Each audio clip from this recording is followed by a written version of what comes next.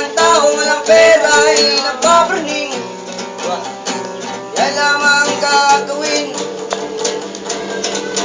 Tatawag siya sa Diyos. Samba dito, samba doon, Diyos ko. Tulungan niyo po ako. Tulungan niyo po ako. Pero kapag nandyan ang marami ng pera, wala ng Diyos. Paano nalunod na sa Diyos ang pera? Pera na sinasamba, pera na, di ba? Bakit ang pera may mukha?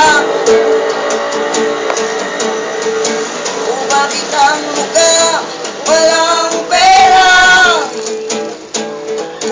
O ang pera nga naman, o ang pera nga naman, o ang tao nga naman, mukhang pera.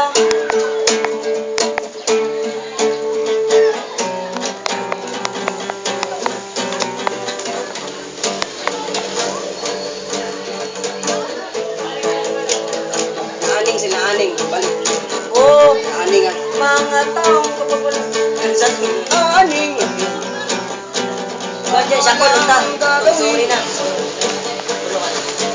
Tatawag niya sa Diyos. Samba dito, samba doon, Diyos ko. Tulungan niyo po ako. Tulungan niyo po ako. Pero kapag nandyan na marami ng pera, wala ng Diyos. Paano nalunod na sa Diyos ang pera? Pera na sinasamba, pera na, di ba? Bakit ang pera may multa? O bakit ang multa walang pera?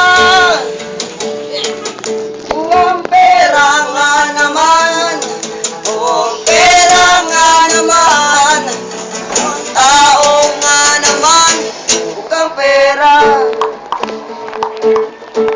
Mukhang pera. Ang pera, ay, ay, ay.